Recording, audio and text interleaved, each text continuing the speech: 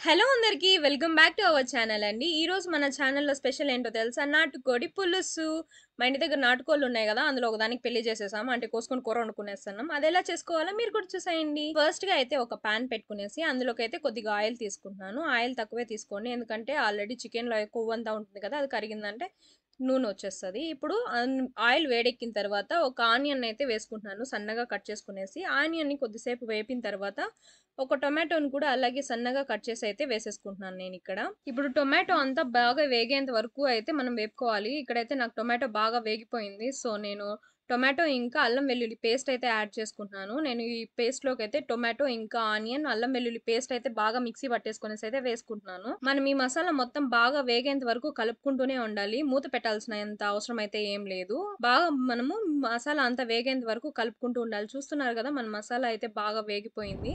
ఇప్పుడు అందులోకి మనం ముందుగానే కట్ చేసి పెట్టుకున్న చికెన్ అయితే యాడ్ చేసేసుకుందాము. చికెన్ అంతా కూడా వేసేసుకున్నాక బాగా అయితే మిక్స్ చేసేసుకోవాలి. మన మసాలా అంతా కూడా చికెన్ కి బాగా సెట్ అయ్యేంత వరకు మనం బాగా అయితే కలుపుకోవాలి. చూస్తున్నారు కదా నీట్ గా అంతా మన మసాలా అయితే బాగా మిక్స్ అయిపోయింది చికెన్ కి. ఇప్పుడు అందులోకి టేస్ట్ కి సరిపడా ఉప్పు అయితే యాడ్ చేసుకోవాలి. మళ్ళీ కొద్దిగా 2 టేబుల్ స్పూన్స్ ఆఫ్ పసుపు కూడా నేను యాడ్ చేసుకుంటున్నాను. పసుపు ఉప్పు కూడా మన చికెన్ కి బాగా సెట్ అయ్యేంత వరకు బాగా అయితే మిక్స్ చేసేసుకోవాలి. చూస్తున్నారు కదా బాగా మిక్స్ అయిపోయిన తర్వాత ఇప్పుడు కొద్దిసేపు అయితే మూత పెట్టేసుకుందాము. 5-10 మినిట్స్ తర్వాత మనము మూత ఓపెన్ చేసి చూసేసరికి బాగా వాటర్ అయితే ఊరిపోయి ఉంటుంది. చూస్తున్నారు కదా ఎంత వాటర్ వచ్చిందో. ఇంకా మన చికెన్ కూడా కొద్దిగా కలర్ఫుల్ గా అయితే రెడీ అయిపోయింది. ఇప్పుడు చికెన్‌లో వాటర్ అంతా ఊరిన తర్వాత నేను ముందుగానే మసాలా వేసుకున్నాను కదండీ! అందులో కొద్దిగా వాటర్ తీసుకొని అయితే వేసుకుంటున్నాను. మళ్ళీ నాకు సరిపడా వాటర్‌నైతే తీసుకుంటున్నాను. మీరు మీకు సరిపడా వాటర్‌నైతే యాడ్ చేసేసుకోండి. ఇప్పుడు కొద్దిగా సాల్ట్ సరిపోయిందా లేదా అని చెప్పి చెక్ చేసుకునేసి ఒక 15 మినిట్స్ పాటు మూత అయితే పెట్టుకునేయండి. మూత తీసి మధ్యలో అయితే గనుక మనం 15 మినిట్స్ తర్వాత మళ్ళీ మధ్య మధ్యలో అయితే కలుపుకుంటూ ఉండాలి. మాది ఇక్కడ కోడైతే లేతదండి. కాబట్టి మేము పాన్‌లోనే చేసేసుకుంటున్నాము.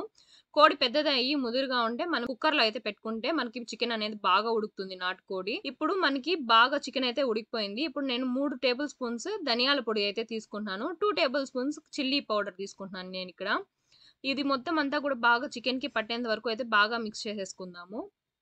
మిక్స్ చేసుకునేసి మళ్ళీ ఒక 15 మినిట్స్ పాటు మూత పెట్టేసుకుందాము. ఇప్పుడు మూత తీసేసుకొనేసి అందులోకైతే గనక కొద్దిగా కొత్తిమీర అయితే యాడ్ చేసేసుకుందాము.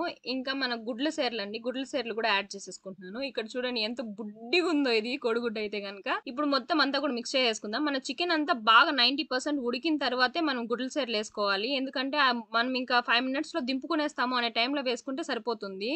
తొందరగా ఉడికిపోతాయండి. చూడండి మన గుడ్ల సేర్లు అయితే గనక వేసిన ఒక 5 మినిట్స్‌కే ఎంత బాగా ఉడికిపోయాయో. ఇప్పుడు మన చికెన్ కర్రీ అయితే రెడీ అయిపోయింది. పొద్దున్నే మనము టిఫిన్‌కే చేసేసుకున్నాము. అందులో కాంబినేషన్‌గా వేడి వేడిగా ఇడ్లీలు చేసేసుకొనేసి, ఇంకా మనమైతే గనుక నాటుకోడి పులుసు వేసుకొని తింటున్నాము. కాంబినేషన్ అయితే అద్దిరిపోతుందసలు. నాటుకోడి పులుసు ఇంకా ఇడ్లీలైతే. మీరు కూడా ఒకసారి మా రెసిపీని చూసేసి ఇంట్లో అయితే ట్రై చేయండి. ఎలా వచ్చిందో అయితే మాకు కామెంట్ చేయడం అయితే మర్చిపోకండి. మేమైతే పిచ్చగా ఎంజాయ్ చేసాం నాటుకోడి పులుసు. మీరు కూడా ఎంజాయ్ చేయండి. అండ్ మా వీడియోస్ కనుక నచ్చినట్లయితే ప్లీజ్ సబ్స్క్రైబ్ చేసుకోండి. Thank you for watching. Bye.